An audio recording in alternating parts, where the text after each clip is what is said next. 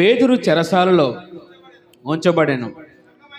సంఘమైతే అతని కొరకు అత్యాశక్తితో దేవునికి ప్రార్థన చేయుచుండెను. చాలండి. పేతురు గారిని చెరసాలలో బంధించాడు. ఇక్కడ మనం చూస్తున్నాం. ప్రతి ఒక్కరు కూడా ఏదో నామకార్థంగా విని వెళ్ళిపోటకు ఇది స్థలము కాదు. గత వారం చెప్పుకోబడిన వాక్యం ఎవరైనా చెప్పగలరా? గత వారం దేని గురించి దేవుడు మనతో మాట్లాడారు చెప్పాలి. ఏమి విన్నాం? లేదా ఏదో ఒక కథలాగా విని వెళ్ళిపోతున్నామేమో. గత వారం ఏం చెప్పుకున్నాం మనం? చెప్పాలి. మంచిదే. మూలవాక్యం ఏమిటి? 146వ కీర్తన భాగంలో చదువుకున్న మాట ఏమిటో తెలుసా? రాజుల చేతనైనను మనుషుల చేతనైనను మీకు ఈ రక్షణ కలగదు. వారి సంకల్పము ఆనాడే గతించిపోయింది, నశించిపోయింది. మరి ఎవరి వల్ల కలుగుతుంది అంటే మనం చదువుకున్నాం, దేవుని వలనే. దేవుని వల్లనే మనకి రక్షణ. అందుకు ఉదాహరణగా షడ్రక్, మేషక్, అబేద్నెగోలను మనం తీసుకున్నాం. వారు ఆ ప్రతిమకు మొక్కలేనందువలన నెబుకద్నెజరు ఏం చేశాడు?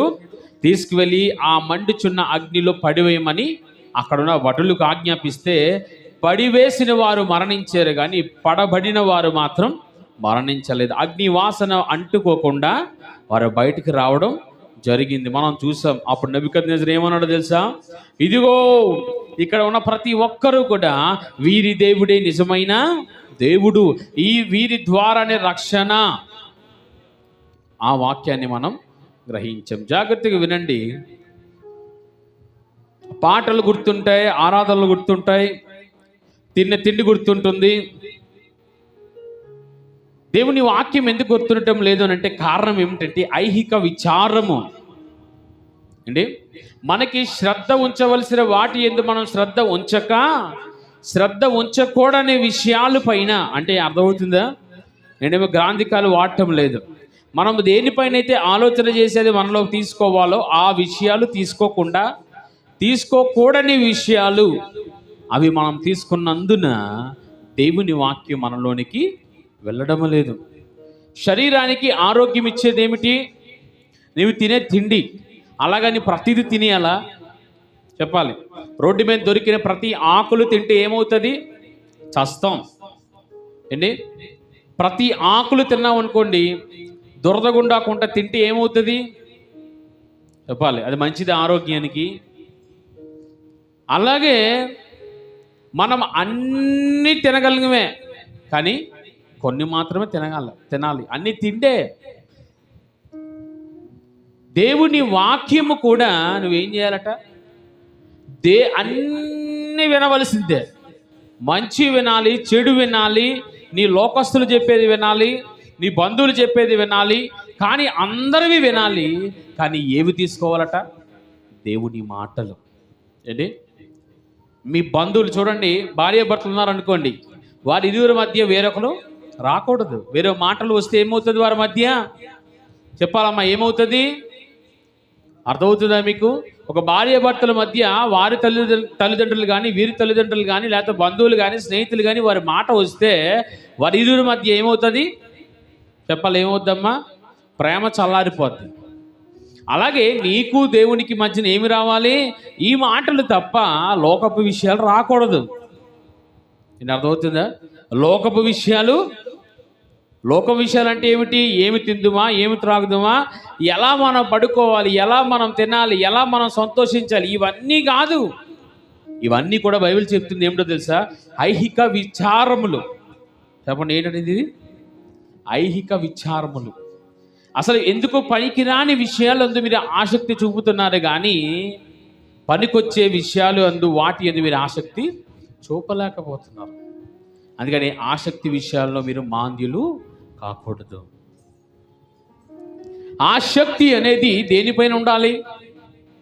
చెప్పాలి మా. ఆసక్తి అనేది దేనిపైన ఉండాలి?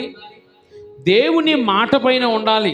అందుకని దావీదు అంటాడు, నీ మాట నాకు దొరికినప్పుడు క్రొవ్విన మెదడు దొరికినట్లు నాకు అంత సంతోషం దొరుకుతుందట. జుంటె తేనె దారల కన్నా మధురమైనది దేవుని వాక్యం. ఏంటి అర్థమవుతుందా అమ్మా? జుంటె తేనె దారల కన్నా మధురమైనది దేవుని వాక్యం అట. హల్లెలూయా. మరి మనకు ఎలాగుంది? చేదు, వగర, భయంకరమైన చేదులా దేవుని వాక్యము మనకి ఉంది. కారణం ఏమిటంటారు? చెప్పాలి, ఎందుకంటారు? ఆ యొక్క విచారములు మనల్ని ఏం చేస్తున్నాయి అంటే ఏమిటి? లోకములో ఉన్న నీవు, అందుకే నేను పౌలు అంటాడు కదా, ఆయన ఇదిగో లోకమును సైతము నేను ఎలా ఎంచుతున్నాను? పెంటగా ఎంచుతున్నాను. లోకమున డబ్బు సైతం, ధనము సైతం, పేరు, నా గోత్రము, కులము, వంశం అంతా కూడా ఆయన అంటున్నాడు, క్రీస్తును సంపాదించుకున్నట్లో ఇవన్నీ కూడా నేను ఏం చేస్తున్నాను? నష్టపరుచుకుంటున్నాను. క్రీస్తును సంపాదించుకోవడం అంటే ఏమిటి? ఆయన మాట. ఇదేంటండి? యోహాను సువార్త ఒకసారి తీద్దాం. వదిలిన మాట చెప్తాను, జాగ్రత్తగా వినండి. ఆయన అంటున్నాడు, ఒకప్పుడు మాట ఉండేది, ఆ మాట భూమిపైకి వచ్చింది, ఆ మాటే దేవుడు. చెప్పండి, ఏంటండి? ఏంటండి? ఒకప్పుడు మాట ఉండేది, ఆ మాట ఏమైంది? శరీరధారిగా భూమిపైకి వచ్చింది, ఆ మాటే, చెప్పండి ఈ మాట, ఆ మాటే ఈ మాట, ఈ మాటే ఆ దేవుడు. మరి ఈ మాటను నువ్వు విన్నప్పుడు నీతో ఎవరు మాట్లాడుతున్నారు? ఎవరండి? మానవుడు కాదు, నేను కాదు. నేను కాకపోతే మీరు నించున్న దేవుడు గాడిదతో మాట్లాడించాడు దేవుడు. ఎవరితోనండి? చెప్పాలి, ఎవరితోనే? గాడిద ఎక్కడైనా మాట్లాడుతుందా? చెప్పాలి. ఎప్పుడైనా మీరు చూసారా గాడిద మాట్లాడడం? చూసారా? అలాంటి గాడిదతో కూడా దేవుడు మాట్లాడించాడు. ఆ గాడిదకు స్వరం ఇచ్చాడు దేవుడు. ఏంటి? బిలాముతో అంటున్న మాట, ఏ బిలాము, నా యొక్క ప్రజలను నీవు ఇదిగో శపించుటకు నీకు వీలు లేదు. జాగ్రత్తగా వినండి. దేవుని మాట చదవండి. ఏంటంటే అండి, ఆది అంది ఏముంది? అది ఏముందటండి? వాక్యం ఉంది. తర్వాత వాక్యం ఎక్కడుందటండి? దేవుని దగ్గర ఉంది. స్తోత్రం. వాక్యం ఎవరు అన్నారు? ఆదిలో వాక్యం ఉంది, వాక్యము దేవుడి దగ్గర ఉంది, ఆ వాక్యమే దేవుడు, ఆ వాక్యమే శరీరధారిగా భూపైకి వచ్చినది. ఆయన ఎవరండి? చెప్పాలి, ఎవరైనా? చూడండి, ఆ దూతలు నిత్యము పరిశుద్ధుడు పరిశుద్ధుడు పరిశుద్ధుడని కొనియాడబడుచున్న ఆ యొక్క ఘనతను వద్దనుకొని ఆయన భూపైకి వచ్చేసాడు. ఎవరి కొరకు? నీ కొరకు, నా కొరకు. మరి అలాంటి యేసయ్యను ఆరాధించడానికి నీవు ఆసక్తి లేకపోతే ఎందుకు నీవు ఈ వ్యర్థమైన విషయములను లోపరుచుకొని పైన వేసుకొని దేవుణ్ణి స్తుతించడం మానివేస్తున్నారు నేటి ప్రజలు? ఐహిక విచారముల చేత దేవుని వెనకకు నెట్టివేస్తున్నాం. ఈరోజు ఎన్ని మాటలు విన్నా సరే ఎందుకు ఫలించటం లేదు? గల కారణం తప్పు సేవకుడిదా అంటే కాదు. ఆయన ధారాళంగా మీ కొరకు మాటలు ఇస్తుండగా ఆ మాటలను తీసుకోలేకపోతున్నామంటే మనలోని దేవుని కన్నా ఎక్కువైనది ఏదో ఉన్నది కాబట్టే ఆ మాటలు మనము తీసుకోలేకపోతున్నాం. మనం చదువుకున్న లేఖన భాగం నుంచి ఏం చదువుకున్నాం? అపోస్తలుడైన పేతురు గారిని ఎక్కడ వేశారు? చెరసాలలో పెట్టేశారు. ఎక్కడ పెట్టారండి? చెరసాల. ఆ చెరసాలలో పెట్టడం గల కారణం ఏమిటనేది కొన్ని ముందుకు వెళ్ళి తర్వాత అక్కడికి వస్తాను, జాగ్రత్తగా వినండి. ప్రభు అయిన యేసుక్రీస్తు వారు మరణించి 3వ దినాన్ని తిరిగి లేచి 40 దినాలు శిష్యులకు కనబడి ఆయన పరలోకమునకు ఆరోహణం అయిపోయిన తరువాత జాగ్రత్తగా వినండి, శిష్యులు, పేతురు సైతం, శిష్యులు అందరూ కూడా భయముతో బెదురుతో, చాలా భయం, అందరిలో భయస్థుడు పేతురు గారు. వారు చాలా భయంగా బతుకుతున్నారు. ఎందుకంటే అయ్యో, మమ్మల్ని నడిపించే నాయకుడు లేడు గనుక మమ్మల్ని ఇప్పుడు ఎవరు ఆదుకుంటారు అని వారు బెదిరిపోతున్న సందర్భంలో ఒక వాగ్దానం గుర్తొచ్చింది. ఏమిటి అంటే, ఇదిగో మీరు యెరూషలేమును విడిచిపెట్టి వెళ్ళొద్దు, మీకు వాగ్దానం చేసినట్లు నేను మీకు ఒక ఆదరణకర్తను పంపిస్తున్నాను, కనుక మీరు ఎక్కడికి చెదిరిపోవద్దు, భయపడద్దు అన్నప్పుడు ఆ మాట వారు గుర్తుపెట్టుకొని ఆ మేడ గదిలో 120 మంది ఏక కంఠముతో దేవుణ్ణి స్తుతిస్తున్నారు, ఏక స్వరముతో దేవుని గణపరుస్తున్నారు. ప్రార్థన ప్రార్థన ప్రార్థన, ఉదయం మొదలుకొని రాత్రుల వరకు ప్రార్థనలు, ఎక్కడ కూడా ఆపటం లేదు. పెద్ద గోల. ఆ ప్రార్థనలు పరముకు చేరినప్పుడు పరిశుద్ధాత్ముడు అగ్ని నాలుకలు విభాగింపబడి అక్కడున్న వారందరి మీదకి దిగిన తరువాత వారందరిలో నివసించుట ప్రారంభించాడు. ఆ దినాన్నే పెంతెకోస్తు దినము. చెప్పండి, ఏ దినం అది? ఆ పెంతెకోస్తు దినము నాడు ఆ పరిశుద్ధాత్ముడు భూపైకి వచ్చిన తరువాత అప్పుడు దాకా బెదురుతో ఉన్న యొక్క పేతురు సైతం వారందరూ కూడా దేవుని మహాశక్తితో నింపబడి అనేక పట్టణాలకు ప్రాంతాలకు వెళ్ళిపోయి సువార్తలు చేయటం ప్రారంభించారు. అప్పటి వరకు వారు ఈ బయటికి వెళ్ళడానికి కూడా భయపడేవారు. జాగ్రత్తగా వినండి, ఇది మీకు తెలిస్తేనే కానీ ముందుకు మనం వెళ్ళలేం. పరిశుద్ధాత్ముడి యొక్క శక్తితో వారు అనేక ప్రాంతాలకు వెళ్ళిపోతూ దేవుని పరిచర్యలు చేస్తున్న సందర్భంలో ఒక్కొక్క సమయం నా పేతురు యోహాన్లు ఒక మందిరంకి వెళ్ళినప్పుడు అక్కడ కుంటోడికి కాళ్ళు వచ్చినాయి అని చెప్పేసి, జాగ్రత్తగా వినండి అమ్మ, చాలా మంచి విషయం. అక్కడ ఉన్న వారు ఏం చేశారంటే, రే ఈ కుంటోడి కాళ్ళు రావడం ఏంటి, ఇది ఏదో మాయలాగా ఉందని చెప్పి ఎవరు వల్ల జరిగింది అంటే, ఇగో పలానా పేతురు వల్ల అని అనగానే పేతురుని తీసుకొని వచ్చి బెదిరించడం ప్రారంభించారు. ఏమనంటే, నీవు ఏ నామము కూడా ప్రకటించడానికి వీలు లేదు, ఆ యేసు నామం అనేది అసలు ప్రకటించకూడదు అని బెదిరించారు. అయితే ఇక్కడ ఇంకొక విషయం జరిగింది, జాగ్రత్తగా వినండి. ఎవరైతే స్వస్థపరచబడ్డాడో, ఎవరు స్వస్థపరచబడ్డాడు? ఒక వ్యక్తి పుట్టినది మొదలుకొని ఒక కుంటోడు స్వస్థపరచబడ్డాడు కదా, వాడితో ఒక మాట అన్నారంట అక్కడున్న ప్రజలు. అప్పారావు గారు నిద్ర వస్తే బయటికి వెళ్ళి నిల్చోండి దయచేసి. వారు అన్నారట, రే నీకు కాళ్ళు వచ్చాయని చెప్పి బయటికి వెళ్ళి నువ్వు చెప్పొద్దు, నీవు కానీ చెప్పావంటే మన ధర్మశాస్త్ర ప్రకారం వీళ్ళందరూ కూడా తిరగబడిపోతారు అని అన్నప్పుడు ఆ వ్యక్తి ఏం చేశాడో తెలుసా? బయటికి వెళ్ళి చెప్పకూడదని చెప్పినా సరే ఈ వ్యక్తి వినలేదు. అప్పుడు వారు ఏం చేశారో తెలుసా? యూదా మత పెద్దలు ఆ వ్యక్తిని చంపేశారు. నేటికి కూడా ఆయన పేరు కానీ ఆయన వంశమును కానీ ఆయన కొరకు కానీ ఎక్కడ కూడా ప్రస్తావించబడలేదు. కారణం ఏంటండి?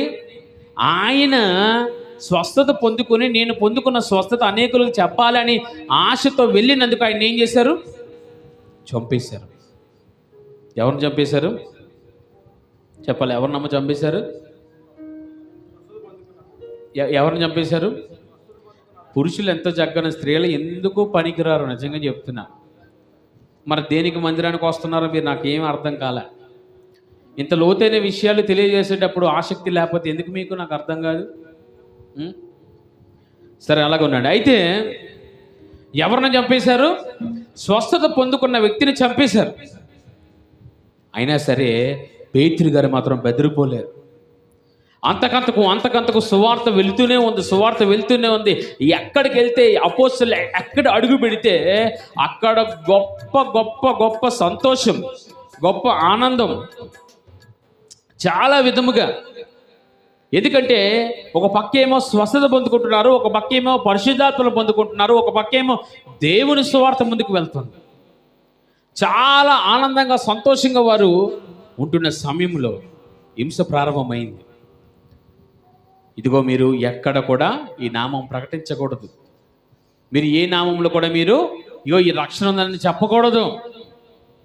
అప్పటికే దేశ విదేశాల్లోకి వెళ్ళిపోయి పేతురు గారేమో ఒక పక్కేమో ఆ ఇటలీ అనే మహాపట్నంలోని కొర్నేలు ఇంటిలోకి వెళ్ళి అక్కడ గొప్ప అద్భుతం, ఆయన ఎక్కడికి వెళితే అక్కడ అద్భుతాలు జరుగుతున్నాయి.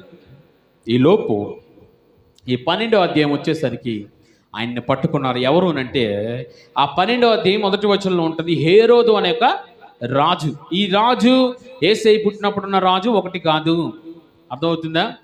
యేసయ్య పుట్టినప్పుడు ఉన్న రాజు ఇప్పుడున్న రాజు ఒకటి కాదు వీరు. అయితే వారి యొక్క తరాలు వంశములు వారు. ఈ యొక్క హేరోదు రాజు ఏం చేశాడంటే పేతురుని పట్టుకొని చెరసాల్లో వేసాడు. చెరసాల్లో వేసి ఎందుకు వేస్తారు అంటే వారిని నిలువున చీరివేయడానికి, నిలువున వారిని చంపేయడానికి వారిని చెరసాల్లో పట్టుకొని చెరసాల్లో వేశారు. అయితే అక్కడ ఆ యొక్క సంఘమంతా కూడా ఒక పక్క ఏమో హింస వెళ్తుంది, హింస ప్రారంభమైంది. ఒక పక్క చాలా ఘోరమైన పరిస్థితిలోకి ఆ యొక్క సంఘం వెళ్ళిపోతుంది. ఈలోపు సంఘాన్ని నడిపించి పేతురు గారు ఎక్కడికి వెళ్ళిపోయారు? ఆ యొక్క చెరసాల్లోకి వెళ్ళిపోవడం జరిగింది. ఆ తరువాత అక్కడున్న ప్రాంతాలన్నీ కూడా ఒక భయం అల్లుకున్నది. అరే, పేతురు గారు సైతం కూడా ఇగో చెరసాల్లో ఉన్నారు, ఇప్పుడు ఏమి చేయాలి అన్నప్పుడు సంఘము ఒక పని చేస్తున్నారు. చదవండి ఒకసారి ఆ మాట. పేతురు చెరసాలలో ఉంచబడేను, సంఘమైతే ఆయన కొరకు అత్యాశక్తితో దేవునికి ప్రార్థన చేస్తుందట. హల్లెలూయా, హల్లెలూయా. ఏమిటండి?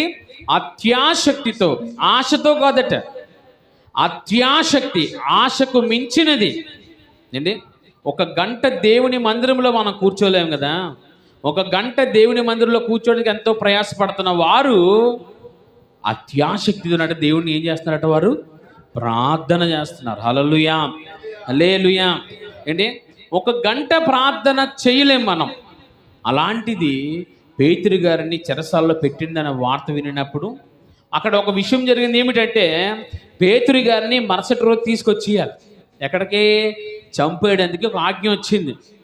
ఆయనని మీరు కదలనివ్వకూడదు. ఇటేమో ఒక భటుడు, ఇటేమో ఒక భటుడు, అంటే రెండు సైనికుల మధ్య ఇలా పడుకొని ఉన్నాడు పేతురు గారు. ఆయన కదలడానికి కూడా వీలు లేదు, ఆయన కదలడానికి కూడా వీలు లేదు. అటువంటి సమయంలో సంఘానికి తెలిసింది, మా సేవకుడు, మా దైవజనుడు ఎక్కడున్నారు? జైల్లో ఉన్నాడు ఆయన. బయట ఉన్నారు. ఎవరు ఉన్నారు? రమ్మని లోపలికి. వాక్యం అవుతుంటే బయటికి పోయి ఏం చేస్తారు నాకు అర్థం కాదు. వినాలని ఆసక్తి లేదా? చెప్పండి, ఆపేస్తాను వాక్యం మధ్యలో. దేని కొరకు వస్తున్నాం? గంట కూడా మందిరంలో కూర్చోలేకపోతున్నాం మనం. మన పనిపాట్లు అయితే గంటలు కూర్చుంటాం. ఒక గంట కూడా కదా, ఒక అరగంట కూడా దేవుని సన్నిధిలో కూర్చోలేకపోతే దేవుడు మిమ్మల్ని ఏం దీవిస్తాడు?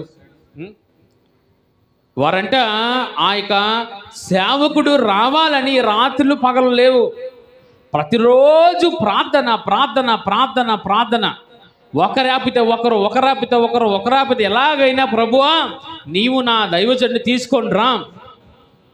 వారి ఆశ అత్యాశ అయిందంటే చూడండి, ఏంటండి, వారు అత్యాశక్తితో ప్రార్థన చేస్తున్నారట. వారి ఆ ఆశ అత్యాశ అయ్యి వారి శక్తి ఏ విధంగా తెలుసా? జాగ్రత్తగా వినండి. ఆ అత్యాశక్తితో ప్రార్థించగానే ఆ యొక్క చెరసాలలో ఉన్న పేతురు గారికి ఒక మాట ఏమిటనంటే, మీరు ఆయనను కదల్చకూడదు, మీరు ఆయనను ఎటు పోనవ్వకూడదు అని చెప్పి ఆ సైనికులకు ఆజ్ఞాపించారు. ఎందుకంటే ఆ యొక్క పేతురుని చంపుట యూదులకి ఇష్టం. ఎవరికి ఇష్టం అండి? చెప్పాలి, ఎవరికి ఇష్టం? సొంత ప్రజలకు ఇష్టం. ఎందుకంటే యేసయ్యని చంపేశాం కాబట్టి ఇప్పుడు ఈ శిష్యులు కూడా చంపేస్తే ఈ సువార్త ఆగిపోద్ది. ఏంటి? బయట కొన్ని గత 2-3 వారాల బట్టి జరుగుతున్న సన్నివేశాలు బట్టి ఒక సేవకుడిని చాలా కిరాతకంగా చంపి ఆయనను ఒక యాక్సిడెంట్గా చిత్రీకరిస్తున్న వారు నేటి సమాజం. సేవకుడిని చంపినంత మాత్రాన సేవ ఆగిపోద్దా అంటే అది అవ్వదు. ఏంటి? సేవకుడిని ఆపినంత మాత్రాన సేవ ఆగిపోద్దా? చెప్పాలి, సేవ ఆగిపోద్దా? అది ఆగదు. ఆ ప్రవీణ్ పగడాల గారు అనే ఒక సేవకుడిని అతి కిరాతకంగా 11 చోట్ల దారుణంగా ఒంటి మీద దెబ్బలు ఉన్నాయట. ఆయనను ఎలాగైనా సరే కసితీరా చంపిన వారు ఎవరైతే ఉన్నారో వారు తప్పకుండా రక్షించబడతారు. హల్లెలూయా, హల్లెలూయా. ఎందుకుననగా జాగ్రత్తగా వినండి. యేసయ్య సిలువలో వేలాడిన సమయంలో అర్థమవుతుందా? వినబడుతుందా? యేసయ్య సిలువలో వేలాడబడిన సమయంలో యేసయ్య ఆఖరిగా పొట్టలో పొడిచారు. ఆ యొక్క ప్రక్కలో పొడిచినప్పుడు ఆ పొడిచిన వ్యక్తికి కంటి మీద ఆ యొక్క పొడిచినప్పుడు వాటర్ గారిందట. యేసయ్య శరీరం నుంచి వచ్చిన ఆ నీరు పడి ఆ వ్యక్తికి ఒక కన్ను గుడ్డితో ఉండేదట. ఆ యొక్క ఎప్పుడైతే ఆ నీరు ఆయన మీద పడిందో ఆయనకి కళ్ళు తెరవబడి చూపు వచ్చేసింది. హల్లెలూయా, హల్లెలూయా. ఎవరు యేసయ్యను హింసించిన వ్యక్తి, యేసయ్యను పొడిచిన వ్యక్తి, సిలువ పైన ఉన్న యేసయ్యను పొడిచిన వ్యక్తికి గుడ్డోడు. ఎప్పుడైతే రక్తము నీళ్లు కలిసి ఆఖరి రక్తపు ఒట్టు వరకు మన కొరకు కార్చిన యేసయ్య రక్తము ఆయన ఒంటి మీద పడగాలి, ఏమయ్యేటండి? స్వస్థపడ్డ. హల్లెలూయా, హల్లెలూయా. ఒక అన్యుడు ఏమో తెలీదు, యేసయ్య అంటే ఎవరో కూడా తెలీదు, కానీ చనిపోయిన స్థితిలో కూడా యేసయ్య వారికి ఏం చేశాడంటే జీవాన్ని ఇచ్చాడు ఆయన. హల్లెలూయా, హల్లెలూయా. ఈ దినాన్న ఆ యొక్క ఎవరైతే ఆ ప్రవీణ్ పగడాల గారిని ఎవరైతే హత్య చేశారో వారు అనుకున్న మాట ఏమిటంటే, ఒక సేవకుని చంపితే ప్రజలందరూ భయపడతారు, ఎవరు ఏమి అనుకోరు, ఎవరు ఇంకా క్రైస్తవ్యాన్ని ప్రచురము చేయరు అని అనుకున్నారు. కానీ ఈరోజు హైందవ సహోదరులే కానీ ముస్లిం సహోదరులే కానీ వీరందరూ ఏకంగా కూడి ఏమంటున్నారో తెలుసా? ఇది ఎవరైతే చేశారో, ఎవరైతే ఇంత కిరాతకంగా ఈయన చంపారో వారికి కూడా శిక్ష కలగాలి అని వారు అందరూ కలిసి ఈరోజు న్యాయం కొరకు పోరాటం చేస్తున్నారు. జాగ్రత్తగా వినండి, ఇది ఎవరు చేశారో తర్వాత విషయం, కానీ ఒకటి మాత్రం గుర్తుపెట్టుకోండి, యేసయ్య రాజ్యం రాబోతుంది. ఈ మాట చెప్తే ఎవరు కూర్చోకూడదు. ఇక్కడ ఎందుకు వచ్చామో మనకు తెలియదు అంటే అలా కూర్చున్నారు. ఎందుకు వస్తారు మరి మందిరానికి? దేవుని మాటలు వచ్చినప్పుడు కూర్చోకూడదు. మీ ఆసక్తి చూస్తుంటే నాకు ఎలాగుందంటే మైక్ ఇక్కడే వదిలేసి బండి వేసుకొని ఇంటికి వెళ్ళిపోవాలని ఉంది, అంత హ్యాపీగా ఉంది నాకు. వాక్యం వచ్చినప్పుడు ఎలా ఉండాలంటే మనలో ఆ యొక్క ఆశ రోజు రోజుకి ఏమవ్వాలి? ఎక్కువ అవ్వాలి. ఎందుకు మందిరానికి వస్తున్నామో తెలియదు, ఎందుకు వెళ్ళిపోతున్నామో తెలియదు, ఏ మాటలు వింటున్నామో కూడా తెలియదు. అలాగైతే మందిరానికి రావడం ఎందుకు? ఇక్కడ ఈ సంఘం ఏం చేస్తుందో తెలుసా? నా సేవకుడు చెరసాల్లో ఉన్నాడు, ప్రభువా ఎలాగైనా సరే ఆయన నువ్వు తప్పించు, తీసుకురా బయటికి అని వారు ప్రార్థన చేస్తున్నారు. వారు ఒకరు కాదండి, ఇద్దరు కాదండి, కొన్ని వేల మంది. వారు ఒకరు కాదు, ఇద్దరు కాదు, ఎన్ని మంది అండి? వేల మంది. జాగ్రత్తగా వినండి, దేవుడు తప్పించలేదు అనుకుంటున్నారా? దేవుడు ఎందుకు ప్రభువా మాకు ఈ శ్రమ, ఎందుకు మాకు హింస అనుకుంటున్నారా? నేను ఈ యొక్క పాస్టర్ గారిని చంపేశారని విన్నప్పుడు ఒక చాలా విధాలైన బయటకు వచ్చినాయి. ఆయన ఏదో ఆ సీసీ కెమెరాలో ఏవో కొన్నారని, ఏవో తాగారని, ఏవో చేశారని చాలా విధాలుగా చూపిస్తున్నారు. చాలా ఎక్కడ కూడా అవన్నీ చూస్తుంటే నిజాల్లాగా కనబడుతున్నాయి. అప్పుడు నాలో ఒక ఆలోచన ప్రారంభమైంది, ఏమిటంటే ప్రభువా ఎప్పుడు కూడా నీ నామము అవమానపరచబడదు, కానీ ఇక్కడ ఒక సేవకుడి మీద, అది ఆ ప్రపంచం అంతటిలో కూడా ఇటువంటి సేవకులు చాలా తక్కువ మంది, రోషము పౌరుషము కలిగిన వారు. అలాంటి సేవకుని ఈ విధంగా వారు చిత్రీకరిస్తూ భయంకరంగా చాలా దూషిస్తూ వారి కుటుంబాన్ని, ఆయనను ఒక హత్య చేసి యాక్సిడెంట్గా క్రియేట్ చేసి ఇప్పుడేమో ఆయన ఆ వ్యక్తిగత జీవితం మీద నేరారోపణ చేస్తూ భయంకరంగా పాడు చేస్తున్నారు కదా, మరి ఏ న్యాయం తీరుస్తావు అని నేను ప్రశ్న వేయడం ప్రారంభించాను. చనిపోయారు తెలుసండి ఎవరు ఆ సేవకులు? తెలుసమ్మా? ఇది చాలామందికి చెప్తున్నాను కదా, కేవలం ఏదో ఆదివారం మందిరానికి వచ్చి 2 పాటలు పాడేసి తిరిగి ఇంటికి వెళ్ళిపోవడమే. సంఘం కొరకు కానీ సంఘ పరిచర్యల్లో కానీ అయ్యో బయట ఏమి జరుగుతుంది, సంఘం ఎలా హింసించబడుతుంది, సంఘం యొక్క ఉద్దేశం ఏమిటి, సేవకులకు ఉద్దేశం ఏంటి, ఏమొద్దు. తిన్నాం, ఆ పూటకేదో పని చేసుకున్నాం, మరలా తిరిగి మనం పని చేసి ఇంతే. అలాంటి వారిని దేవుడు ఎప్పుడు కూడా ఆనందించలేండి. అలాంటి వారికి ఎప్పుడు కష్టాలే ఉంటాయి. సేవకుడు కూడా చెప్తున్నాను, నువ్వు సంఘం కొరకు, సంఘములో ఉన్న వారి కొరకు ప్రార్థించలేకపోతే, సంఘ విషయాల కొరకు, లోకంలో ఉన్న ప్రతి సంఘాల కొరకు, సంఘం ఎంతైతే హింసించబడుతుందో, సంఘం ఏ యొక్క దిశలో ఉన్నదో తెలుసుకోకపోతే నీకు ఏ దీవెన లేదు. నీ కుటుంబంలో ఎప్పుడు శోధన ఉంటుంది. సంఘం అనగా క్రీస్తుకి ఎవరంటండి? వధువు. ఈ సంఘము క్రీస్తుకి ఏంటి? వధువు. పెండ్లి కుమారుడు రాబోతున్నాడు.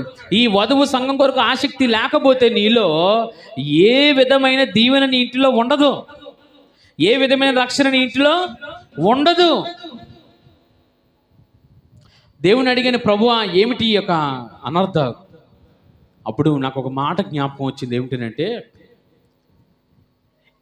ఎప్పుడైతే దేవుడు ఆలస్యము చేస్తున్నాడో, దేవుడు ఎప్పుడైతే ఆలస్యము చేస్తున్నాడో దాని వెనకాల ఉన్న గొప్ప జవాబు కొరకు ఆ యొక్క ఆలోచన వచ్చినప్పుడు వెంటనే దేవుని స్తుతించాను. హల్లెలూయా, హల్లెలూయా. అలాగ అనుకున్న 2-3 రోజుల్లోనే ఎవరైతే ఇది యాక్సిడెంట్ అన్న పోలీసులే ఏమంటున్నారు తెలుసు? ఇప్పుడు ఇది హత్య అంటున్నారు వారే. ఇదిగో ఆయన ఒంటి మీద 11 చోట్ల గాయాలు ఉన్నాయి. ఆయన రాపిడి జరిగింది. ఆయన్ని ఎవరో ఒక 10-15 మంది కలిపి ఆయన్ని రాపిడి జరిగించినట్టు, ఆయన ఈడ్చుకెళ్ళినట్టు గుర్తులు ఉన్నాయి. కాబట్టి ఇది హత్య అని, ఎవరైతే ఇది హత్య కాదు అన్న నోటి నుండే హత్య అని దేవుడు తీసుకొని వచ్చాడు. హల్లెలూయా, హల్లెలూయా, హల్లెలూయా. దీని అంతటి కారణం ఎవరో తెలుసండి? సంఘము యొక్క ప్రార్థన. వారి ప్రార్థన ఏమిటో తెలుసా? ప్రభువా, ఇదిగో ఎవరైతే చంపారో వారిని చంపి అని అంటం లేదు. ప్రభువా, మాకు న్యాయము జరిగించు. ఇంత చాలా ఘోరంగా స్థితిలో జరుగుతుంటాయి. మన క్రైస్తవంలోనే 2-3 ఉన్నారండి. వారి సేవకుల్లో సాతాను సొంత బిడ్డలో తెలియదు, కానీ పాస్టర్ గారు తాగారండి అనేసారు వారు. ఆ జాన్ పాల్ అని ఒక వ్యక్తి, సాక్షాత్ ఏసన్న గారినే తప్పు పట్టిన వ్యక్తి. ఆ వ్యక్తి అలాంటి వారి కొరకు పట్టించుకోకూడదు, వదిలేయాలి అంతే. ఆయన తాగారు, అందుకే తాగి డ్రైవ్ చేసి చనిపోయాడు. ఒక రాజేష్ మహాసేన అని ఒక వ్యక్తి. వీరికి ఏం జరిగిందో తెలియకుండా రాజకీయ లబ్ధి కోసం వారు ఏం చేస్తున్నారు? దేవుని సేవకుని కూడా వారు ఏం చేస్తున్నారు? కించపరుస్తున్నారు. జాగ్రత్త. ఇందులో ఎవరి పాదం ఉందో తెలుసా? సాక్షాత్తు యేసయ్య పాదం ఉంది. జాగ్రత్త. మనం నోరు జారిపోయి ఏ మాట ఆడకూడదు. ఇందులో యేసయ్య కాలు పెట్టాడు కాబట్టి ఎవడొక తప్పించుకోవడానికి వీలు లేదండి. ఇందులోని నేను ఆ ఉదాహరణ చూశాను. మొన్నటిదాకా ఇది యాక్సిడెంట్ అన్న పోలీసులు సైతం మీరు ఏమంటున్నా తెలుసా? ఇది హత్య. జాగ్రత్తగా వినండి. ఆసక్తి నీలో లేకపోతే, అత్యాసక్తి నీలో లేకపోతే కార్యాలు జరగవు. అక్కడ ఒక ఇన్సిడెంట్ జరగబోతుంది. ఏంటంటే, పేతురు గారిని తీసుకొచ్చి నిలువున నరికేయాలి. అర్థమవుతుందా? ఆ రాత్రికాల సమయంలో ఆయన నుంచి ఉదయాన్నే తీసుకొచ్చి ప్రజలందరి ముందు నించోబెట్టి, ఎవరైతే ఈ యూదులు ఎవరైతే ఈయన చంపాలని చూసారా వారి ముందే ఈ హేరోదు అన్నాడు మాట, ఈయనని నిలువునగా చీరేయండి అనే ఆజ్ఞ వారికి వచ్చింది. కాబట్టి పేతురు గారిని కనీసం కదలనివ్వలేదు. ఇలా ఉన్న ఆ పేతురు చుట్టుపక్కల 2 పడుకుని ఉన్నారు. కనీసం తిరగడానికి, టాయిలెట్ కానీ దేనికి వెళ్ళడానికి వీలు లేదు. ఒకప్పుడు సంఘము ప్రార్థన చేయడం ప్రారంభించింది. జాగ్రత్తగా వినండి. సంఘం ఎప్పుడైతే అత్యాసక్తితో ప్రార్థన చేయుచుండెను, ఏముందండి అక్కడ? వారు అత్యాసక్తితో భోజనాలు చేశారని ఉందా? వారు అత్యాసక్తితో ఆడుకున్నారని ఉందా? పాడారని ఉందా? ఆరాధన చేశారని ఉందా? ఏముందండి అక్కడ? అత్యాసక్తితో వారు, చదవండి ఒకసారి ఏంటండి అది? అత్యాసక్తితో వారు ఎవరికైనా చేశారు? వాళ్ళు మనుషులుగా, లేకపోతే ఈ యొక్క రాజకీయ నాయకులుగా, లేకపోతే ఈ యొక్క గ్రామంలో ఉన్న పెద్దలుగా? ఎవరికి ప్రార్థన చేశారు వారు? దేవునికి ప్రార్థించగానే ఏం జరిగిందో తెలుసా? తర్వాత ఉంటుంది, చదవద్దు. సాక్షాత్తు దేవుని దూత ఆ యొక్క చెరసాల్లోకి వచ్చేసింది. హల్లెలూయా, హల్లెలూయా, హల్లెలూయా. దేవుని స్వరం వినబడుతుంది. పేతురు లేచి నించో అన్నప్పుడు పక్కనున్న ఆ 2 కూడా స్తంభాలు అయిపోయారు. స్తంభాలంటే వారి ఉలుకు లేదు, పలుకు లేదు. ఈయన జాయిగా లేకడం, ఆ యొక్క చెరసాల తలుపులు తెరుచుకోవడం, ఆయన చకచక నడుచుకుంటూ బయటకు వచ్చేయడం అన్నీ జరిగిపోయి ఇంటికి వెళ్ళిన తర్వాత అని తలుపు కొడుతున్నాడు ఈయన. ఎవరో? పేతురు గారు. ఎక్కడికి వెళ్ళాడంటే, ఆ యొక్క జాన్ మార్క్ అనే తల్లి గారు మరియమ్మ వారింటికి వెళ్ళి తలుపు కొడుతున్నాడు ఆయన. తలుపు కొడుతుంటే ఈలోపు ఒక చిన్న పిల్ల వచ్చింది. ఆమె పేరు అక్కడ రాయబడి ఉంది రోదే. ఎవరండి? రోదే అని ఒక చిన్న పిల్ల వచ్చి చూసినప్పుడు ఆశ్చర్యపోయింది. అరే, ఇదేంటి మా దైవజనుడు ఎదురుగా వచ్చి నించున్నాడేంటి? అయ్యో, రేపు చంపేస్తున్నారు కదా అన్నప్పుడు, అమ్మా నువ్వేమి దిగులు చెందుకు, నేనే అన్నప్పుడు ఈమె పరిగెట్టుకుంటూ వెళ్ళి సంఘంలో ఉన్న అందరికి చెప్పింది, ఇదిగో మన సేవకుడు వచ్చేసాడు. హల్లెలూయా, హల్లెలూయా, హల్లెలూయా. జాగ్రత్తగా వినండి. ఆ తర్వాత ఇంకొక విషయం, అది నేను చెప్పటం లేదు, కానీ సంఘం అయితే అత్యాసక్తితో ప్రార్థన చేయడం ద్వారా ఏం జరిగింది అక్కడ? చెప్పాలి, ఏం జరిగింది అక్కడ? చెరసాల్లో ఉన్న పేతురుని దేవుడు తీసుకొని వచ్చేసాడండి. మనకు చిన్న విషయంగా అనిపించవచ్చు, లేకపోతే ఇదేదో ఒక అద్భుతమో, లేకపోతే మరి సేవకుడు కదండి దేవుడు ఎలా తీసుకొస్తాడని అనుకోవచ్చు. కానీ ఒక విషయం, ప్రార్థనకి ఎంత శక్తి ఉందో తెలుసా? సాక్షాత్తు అగ్నిగుండంలోకి వెళ్ళిపోయిన వారిని సైతం కూడా బయటకు తీసుకుని వచ్చేసింది. హల్లెలూయా, హల్లెలూయా, హల్లెలూయా. ఆ యొక్క సింహాల బోన్లోకి వెళ్ళిపోయిన దానియేలును సైతం, రాత్రంతా కూడా మోకరించి ప్రార్థించిన దానియేలును సైతం తోడుకొని వచ్చేసింది బయటికి. హల్లెలూయా, హల్లెలూయా. ఒక శాస్త్రం రాయబడింది, ఇదిగో ప్రతి దేశ నలుమూలలు ఉన్న ఈ యొక్క యూదులందరినీ కూడా చంపివేయాలని ఒక శాసనం వచ్చినప్పుడు ఒకే ఒక ఉపవాస ప్రార్థన ప్రతి యూదుని కూడా మరణం నుండి తప్పించింది.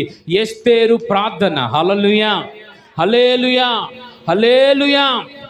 ఒక్క ప్రార్థన మరణించిన కుమారుని లేపింది. ఎలీషా ప్రార్థించిన వెంటనే మరణించిన కుమారుడు సైతం లేచిపోయాడు. హల్లెలూయా, హల్లెలూయా. ప్రార్థనకు అంత శక్తి ఉన్నదండి. ఒక్క ప్రార్థన ఒక కుటుంబాన్ని అగ్ని గంధకం నుండి బయటకు తీసుకొని వచ్చింది. ఎవరి ప్రార్థన తెలుసా? అది అబ్రహాము ప్రార్థన.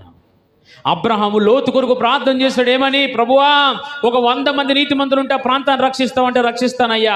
70, 50, 40, 30, 20, ఆఖరికి ఒక్కరున్నా రక్షిస్తావంటే రక్షిస్తాను అయ్యా. అయితే రక్షించి ఆ ఒక్క ప్రార్థన తన కుమారుణ్ణి రక్షించింది. లోతు కుటుంబాన్ని దేవుడు రక్షించాడు. హల్లెలూయా, హల్లెలూయా. జాగ్రత్తగా వినండి. పుట్టగానే తల్లిని చంపేసుకున్నాడు. పుట్టగానే ప్రేమ లేదు, పుట్టగానే ఎవ్వరూ తోడు లేరు. బెన్యామీను ఒక్కడిగా మిగిలిపోయాడు. కానీ యాకోబు తీసుకొని చేతిలో అంటున్న మాట, ప్రభువా, ఈ కుమారుడు పుట్టగానే తల్లిని చనిపోయి తల్లిని మింగేశాడు. రేపు పొద్దున బయటికి వెళ్తే ఎక్కడికి వెళ్ళినా సరే ఈ యొక్క కుమారుని ఏమంటారు?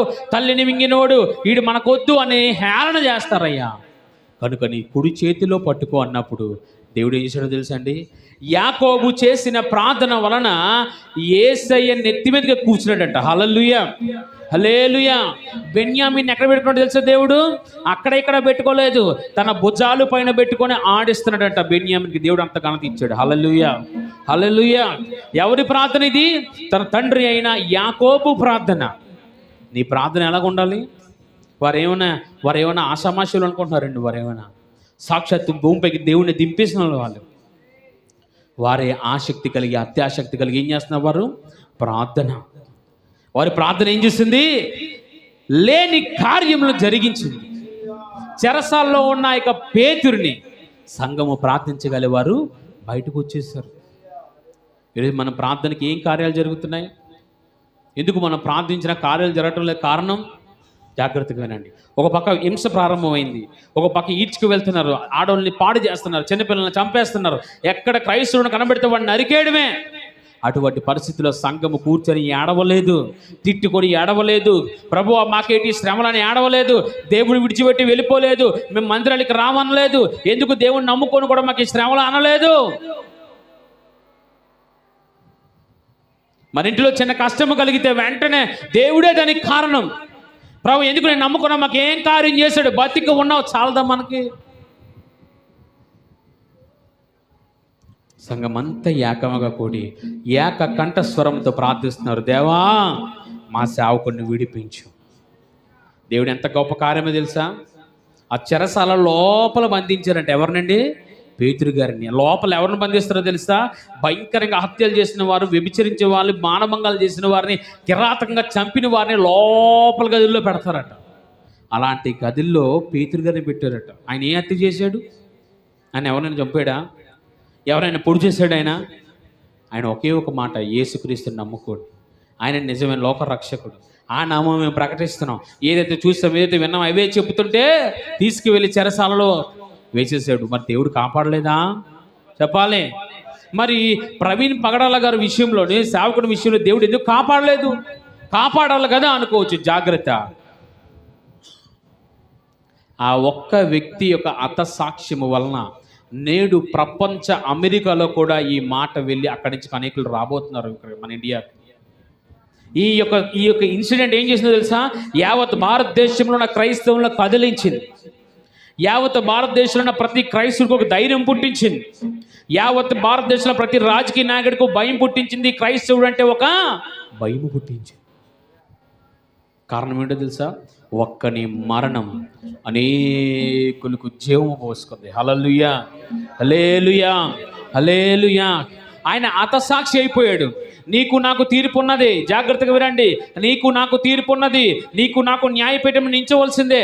వారు మాత్రం నేరుగా దేవుని సన్నిధిలోకి వెళ్ళి దేవునితో ఆనందంతో గడుపుతారు. వారు హతసాక్షుల గుంపులో వారు ఉంటారు. అక్కడ పేతురు గారు, పౌలు గారు, ఇక్కడ అపోస్తలులు ఉంటే వారి వెనకాతల ఈయన కూడా, అయ్యా నేను కూడా హతసాక్షి అయ్యాను.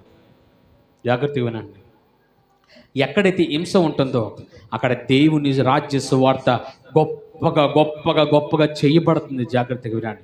మరి కొన్ని దినాల్లో మన ఆంధ్రప్రదేశ్లో కూడా గొప్పగా దేవుడు వాడుకోబోతున్నాడు. ఎందుకో తెలుసా?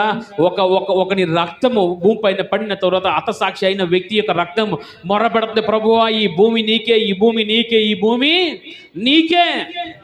అనేకులు దేవుని వైపు తిరగబోతున్నాం. వారందరి కొరకు మనం ఏం చేయాలి? ప్రార్థన చేయాలి. ఎలా ప్రార్థన చేయాలి? మంచం మీద ఎక్కి మోకరించి మాకున్నారు కొంతమంది తెలిసిన వాళ్ళు, మంచాల మీద ఎక్కి మోకరించి ప్రార్థన చేస్తారు. దేవుడు మెల్లమే కొడితే మెల్ల ఊడిపోద్ది కిందకి. మంచాల మీద ఎక్కువ కాదు, రాళ్ళ మీద నించొని ప్రార్థన చేయాలండి. ఆ తల మోకాళ్ళ మధ్యలో పెట్టుకొని ప్రార్థన చేశాడు ఏలియా. ఏంటి ఎక్కడ పెట్టుకొని? మోకాళ్ళ మధ్యలో తల పెట్టుకొని ఏడుస్తూ ప్రార్థన చేశాడు ఆయన ఒంటరిగానే. నీవు మోకరించినప్పుడు నీ మోకరించిన మోకాలకు దేవుడు ఎప్పుడు కూడా అన్యాయము చేయడు. ఆ రాత్రి గడిస్తే ఉదయానికి పేతురు గారిని చంపేస్తారు. కానీ ప్రార్థించిన వెంటనే రాత్రికాల సమయంలోనే గేటులన్నీ తెరవబడ్డాయి. దర్జాగా బట్టులతో ఆ లోపలికి వెళ్ళి తాళ వేయబడిన వ్యక్తి చేతులకు ఉన్న సంఖ్యలు వీడిపోయాయి. వారందరూ ఆ సైన్యం అంతా నించుండిపోయారు. అలాగా నేను దర్జాగా నడుచుకుని బయటకు వచ్చేసాడు. హల్లెలూయా, హల్లెలూయా. నువ్వు ప్రార్థించినప్పుడు ఏం జరగాలో తెలుసా? ఇదిగో ఇటువంటి కార్యాలు జరగాలి. అంతేగాని ఏదో కష్టం వచ్చిందని దేవుడిని నిందించడానికి మనం ఎవరు? ఆ సాకుని యొక్క భార్య సాకురాలు అంటున్న మాట, నేను నా భర్త విషయంలో ఎప్పుడు కూడా నేను బాధపడలేదు.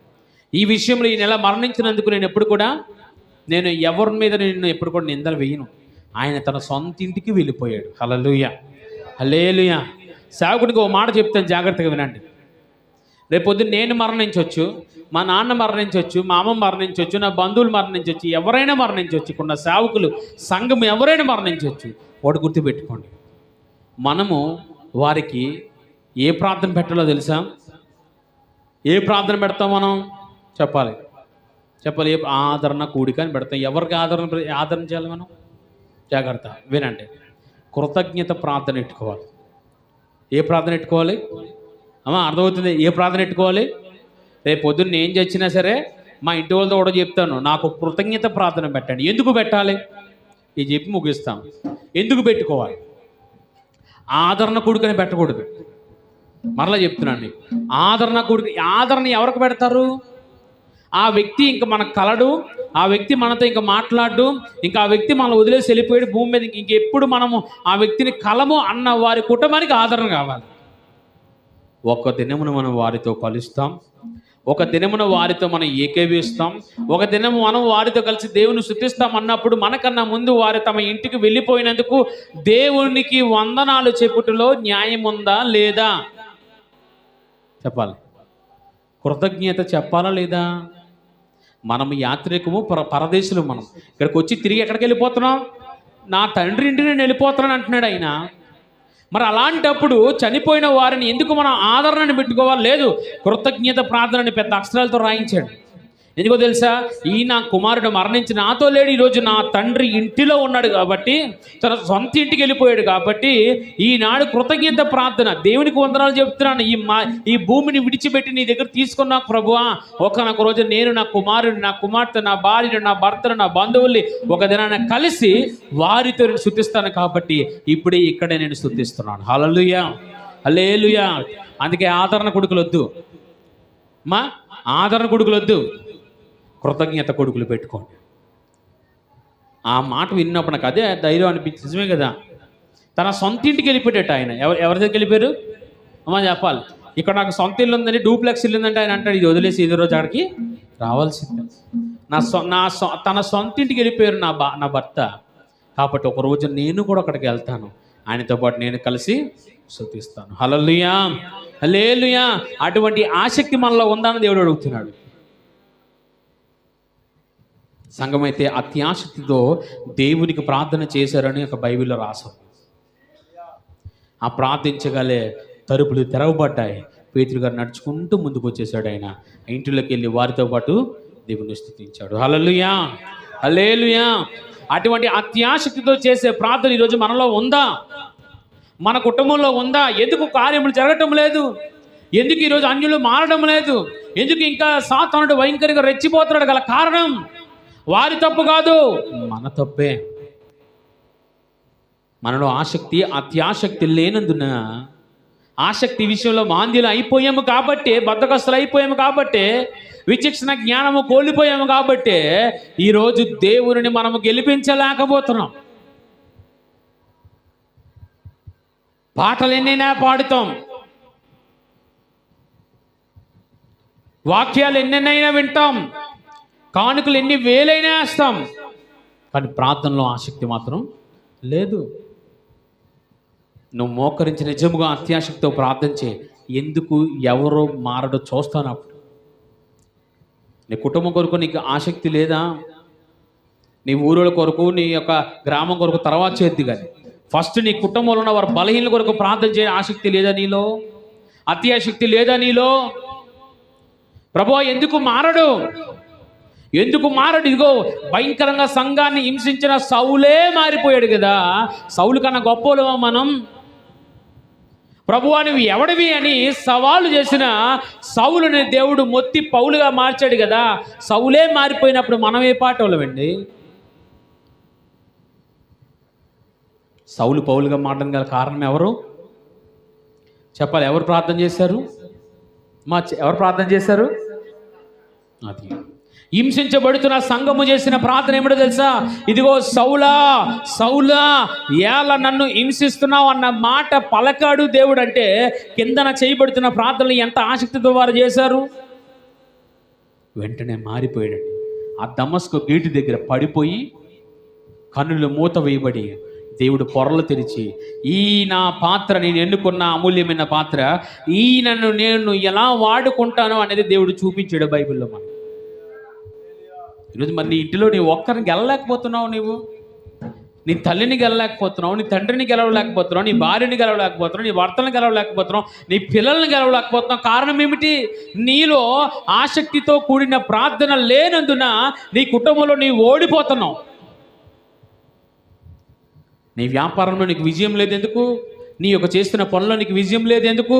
ఎందుకు నీ అన్నదమ్ముల మీద నీకు విజయం లేదు ఎందుకు?